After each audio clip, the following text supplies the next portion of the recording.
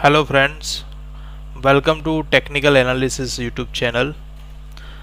आज मैं आपके लिए लेके आया हूँ हेजिंग की स्ट्रेटजी। हेजिंग मतलब क्या?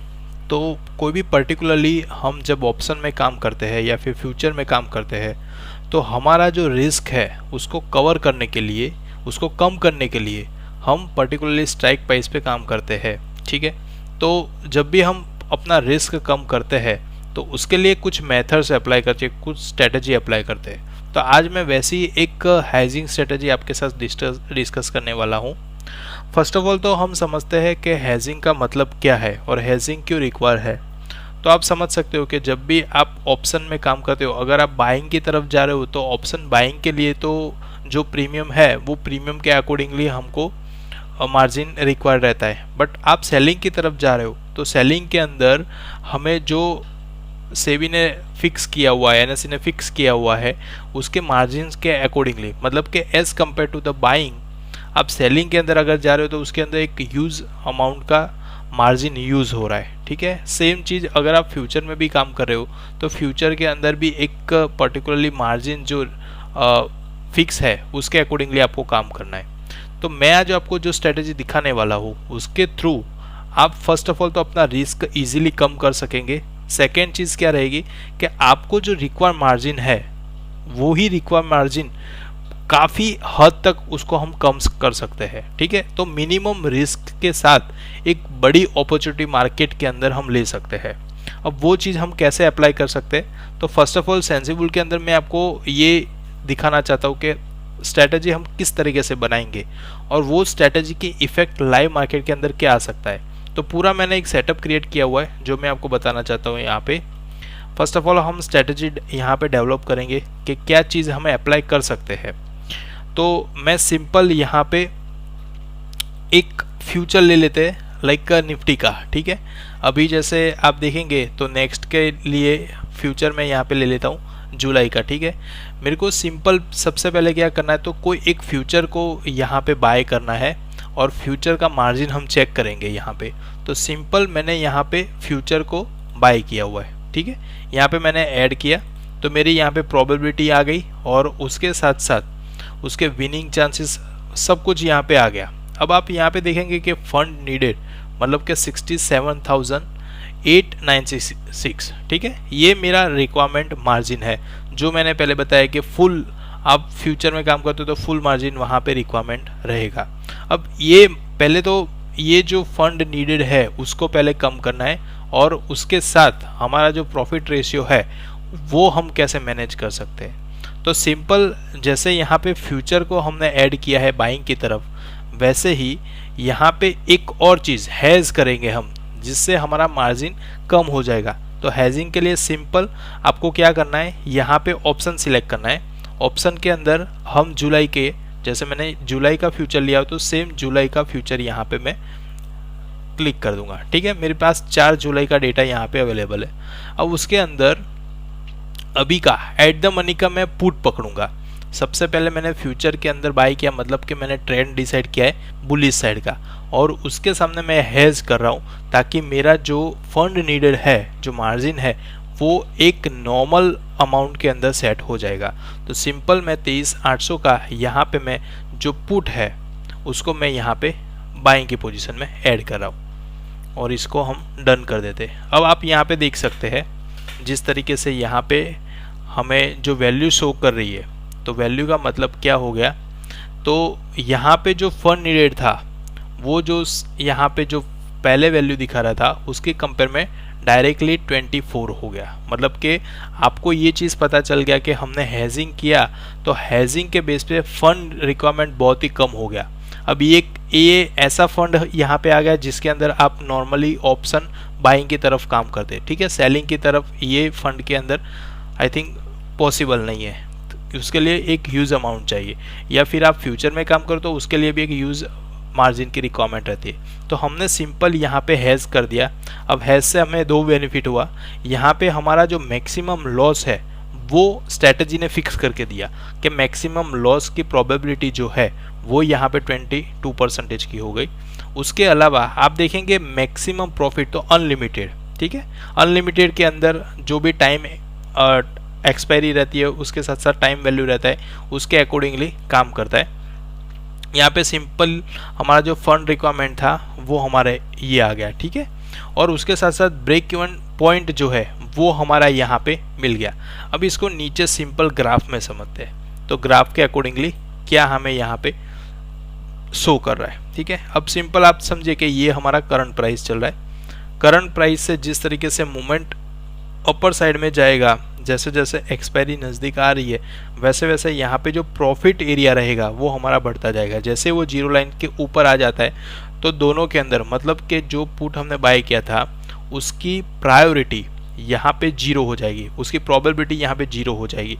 उसके बाद आप देखेंगे तो कंटिन्यूसली जो फ्यूचर हमारा पोजीशन बाय की तरफ था वो कंटिन्यूसली यहाँ पे चल रहा है, तो एक रिस्क रिवॉर्ड यहाँ पे मैनेज हो रहा है। अब ये सिंपल आप इंट्राडे के लिए देखेंगे, आपको पहले पेपर ट्रेड में ये चीज़ ट्राई करनी है, इसके अंदर आप एक बार ऐड करके इसको ट्राई करिए, उसके बाद इसको एक्चुअल में उसको आप देख सकते हैं, ठीक है। अब यहाँ पे ये सारी चीज़ें मेरे को मिल गई, बट यहाँ पे ये स्ट्रेटजी हमें कब अप्लाई करनी है वो मैं आपके साथ डिस्कस करना चाहता हूँ, क्योंकि स्ट्रेटजी तो यहाँ पे बन गई है। अब इसके साथ साथ यहाँ पे अप्लाई कब करनी है, तो अप्लाई करने के लिए सिंपल मैं यहाँ पे चार्ट पे आ जाता हूँ। तो चार्ट पे आप देख सकते हो, यहाँ पे चार्ट के अंदर सबसे पहले निफ्टी का चार्ट यहाँ पे ओपन है 15 मिनट का, और 15 मिनट के अंदर हमें फर्स्ट ऑफ ऑल क्या चीज़ें फिल्टर करनी है, तो this is the first candle, ठीक है, 9:15। फर्स्ट कैंडल का मैंने सिंपल यहाँ पे हाई और लो दोनों को मार्क कर लिया है। मेरा एक सिंपल कैलकुलेशन है कि अगर हाई के ऊपर कोई कैंडल क्लोज दे रही है या फिर लो के नीचे कोई कैंडल क्लोज दे रही है तो उसको सबसे पहले मार्क कर देना है, ठीक है। मतलब हाई लो मैंने मार्क किया तो उससे मेरे को एक प्रायोरिटी यहाँ पे पता चल गई कि हाई के ऊपर अगर कोई कैंडल क्लोज दे रही है या लो के नीचे क्लोज दे रही है, मतलब वो मेरी एक इम्पोर्टेंट वेटेज वाली कैंडल में उसको बोल सकता हूँ, क्योंकि वहाँ पे एक ट्रेड की पॉसिबिलिटी यहाँ पे क्रिएट हो जाएगी, ठीक है। तो फर्स्ट ऑफ ऑल आप देखेंगे कि ये जो हाई था उसका ब्रेकआउट कहाँ पे आया हुआ है, तो सिंपल 10:45 पे यहाँ पे ब्रेकआउट आ गया निफ्टी स्पॉट प्राइस के अंदर, ठीक है। जब भी आप ऑप्शन देख रहे हो, फ्यूचर देख रहे हो, उससे पहले आप कैश को स्टडी करते हो, स्पॉट को स्टडी करते हो, ताकि एक ओवरव्यू हमें मिल जाता है। तो सिंपल यहाँ पे पता चल गया कि यहाँ पे फर्स्ट हाई 10:45 की जो कैंडल है उसने क्रॉस दिया। मैंने यहाँ पे सिंपल एरो रख दिया कि यहाँ से हमारी पॉसिबिलिटी स्टार्ट हो गई, कि यहाँ से एक पॉसिबिलिटी ऐसी हुई कि क्लोजिंग ऊपर दिया, इसका मतलब है कि नॉर्मली ट्रेंड अप होने के चांसेस बढ़ गए। अगर उसने क्लोजिंग नीचे दिया होता तो डाउन ट्रेंड के चांसेस होते, बट उसने यहाँ पे अपर क्लोजिंग दिया। उससे पहले आप देखेंगे तो पूरा साइड वे रहा है, ठीक है। तो साइड वे के अंदर कुछ अप्लाई नहीं होगा, जैसे उसकी रेंज ब्रेकआउट में आती है, मतलब कि एक चीज़ यहाँ पे क्लियर हो गई कि ट्रेंड हमारे लिए यहाँ पे बुलिश बन गया, ठीक है। 15 मिनट के चार्ट के अंदर सिंपल ट्रेंड बुलिश बन गया। सेकेंड चीज़ हम क्या देखेंगे, तो जैसे इस तरीके से हमारा ब्रेकआउट पॉइंट आता है तो वो चीज़ हम देखेंगे जुलाई के चार्ट के ऊपर, ठीक है। एफओ का चार्ट मैंने यहाँ पे सिंपल ओपन कर दिया और यहाँ पे मैंने वो चीज़ अप्लाई कर दी है। फर्स्ट कैंडल का हाई लो मैंने मार्क कर लिया ताकि मेरा स्टडी इजी हो जाए, ठीक है।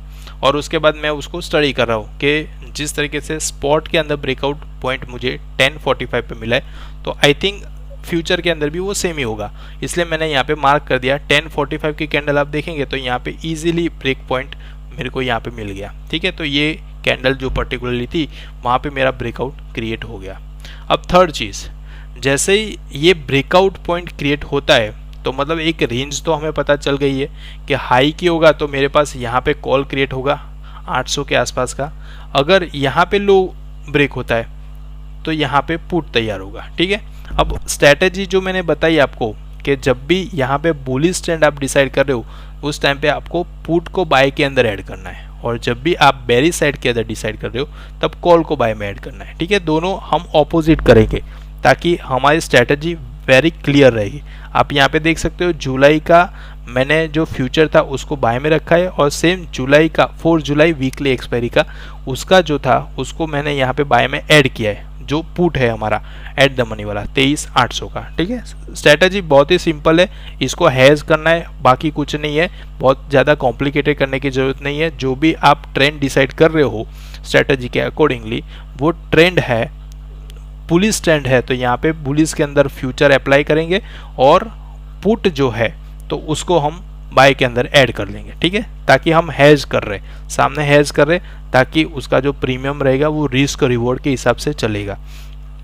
तो वो चीज़ मैंने यहाँ पे मार्क कर दी है। तो 10:45 पे कंप्लीट यहाँ पे ब्रेकआउट पॉइंट मिल गया था, तो एक एग्जैक्ट वैल्यू मेरे को मिल गया कि फ्यूचर के अंदर हमारा अगर एंट्री पॉइंट हम बना रहे तो ये एक लेवल पे हो गया, मतलब कि 845 860 के बिटवीन की हमारी एक एंट्री पॉइंट यहाँ से मिल रहा है, एक ब्रेकआउट पॉइंट हमें यहाँ से मिल रहा है।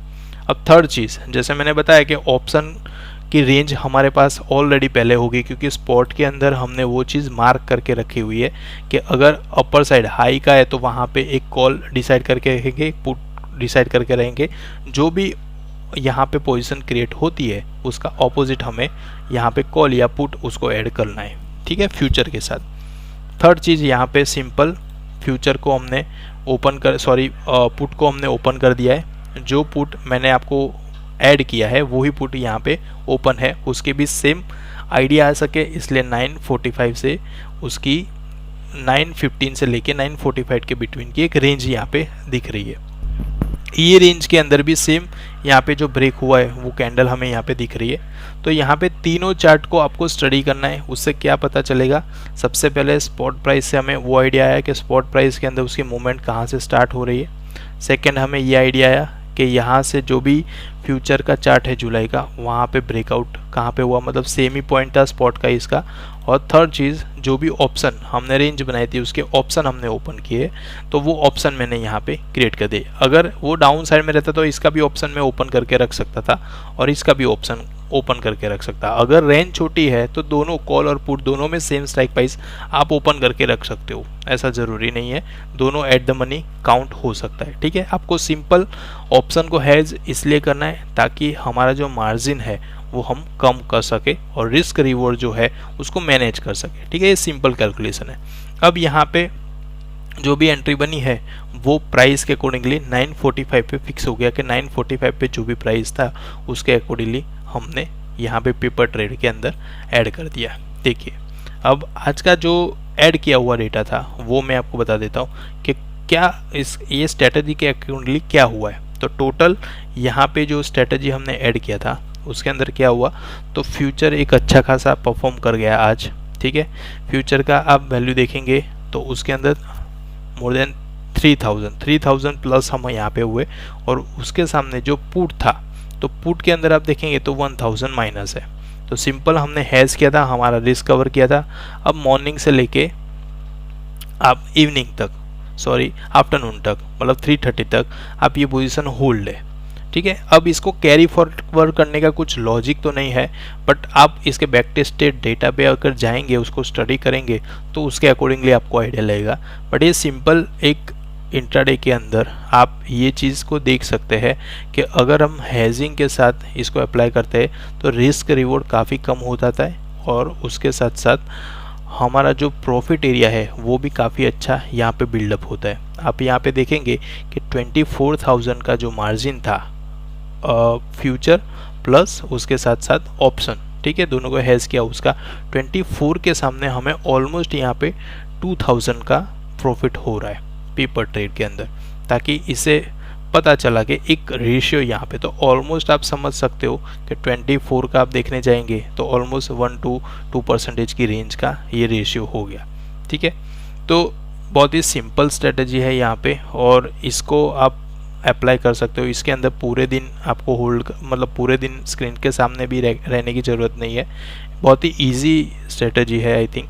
तो इसको एक अलग अलग रेंज के तरीके से आप अप्लाई कर सकते हो। इसमें आप जैसे ट्रेंड डिसाइड था कि अपर ट्रेंड था, बुलिश ट्रेंड था, वैसे अगर डाउन ट्रेंड है तो उसमें सिंपल आप पुट को जब फ्यूचर को जब भी सेलिंग की तरफ ले जा रहे हैं तो उसके सामने जो कॉल है उसको आपको बाई के अंदर ऐड कर देना है, ताकि आपको मार्जिन पता चलेगा। तो जब भी आप ये स्ट्रैटेजी अप्लाई कर रहे हो उससे पहले ये ज़रूर स्टडी करिए कि यहाँ पे जो रिस्क रिवॉर्ड है वो कितना मैनेज हो रहा है, ठीक है, मैक्सिमम लॉस कितना और उसकी प्रायोरिटी कितनी मिल रही है। उसके साथ साथ आपको ये चीज़ कंफर्म करना है कि फंड नीडेड जो मार्जिन है वो जितना आप कम करेंगे उतना आपका बेनिफिट ज़्यादा रहो। मतलब एक लोअर इन्वेस्टमेंट के साथ एक अच्छे खासे प्रॉफिट तरफ हम जा सकते हैं, ठीक है। और एवरी टाइम ओवर ट्रेड भी इसमें करने की ज़रूरत नहीं है, क्योंकि ईजिली हमें यहाँ पे रिजल्ट मिल रहा है। तो आप इस तरीके से इस स्ट्रेटेजी, हेजिंग स्ट्रेटेजी को अप्लाई कर सकते हैं, ठीक है। सबसे पहले पेपर ट्रेड में इसको ट्राई करना, और उसके बाद अगर आपको ये प्रॉफिटेबल लग रही है, आपको जो भी आपके टारगेट्स है उसके अकॉर्डिंगली आपको इसमें पॉइंट्स मिल रहे हैं, तो फिर इसको अप्लाई कर सकते हैं। अदरवाइज पेपर ट्रेड में पहले इसका आप प्रैक्टिस करिए, उसके बाद इसको अप्लाई कर सकते हैं। Thank you very much for joining us.